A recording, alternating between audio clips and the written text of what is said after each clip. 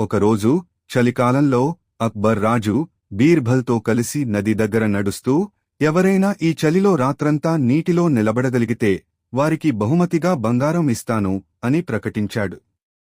ఒక పేద వ్యక్తి అంగీకరించాడు. అతను రాత్రంతా గడ్డకట్టే నీటిలో నిలబడి తెల్లవారే వరకు తట్టుకున్నాడు. మరుసటి రోజు అక్బర్ అతనిని పిలిచి, నీవు ఎలా తట్టుకున్నావు అని అడిగాడు. పేద వ్యక్తి నమ్రంగా, ప్యాలెస్లో ఉన్న చిన్న దీపాన్ని చూస్తూ ధైర్యం పొందాను. ఆ వెలుగు నన్ను ఉష్ణంగా అనిపించేలా చేసింది అన్నాడు. దీనిని విని అక్బర్, ఆహా! నీకు దీపం వేడి ఇచ్చింది కాబట్టి నువ్వు పరీక్షను గెలవలేదని చెప్పి బహుమతిని తిరస్కరించాడు.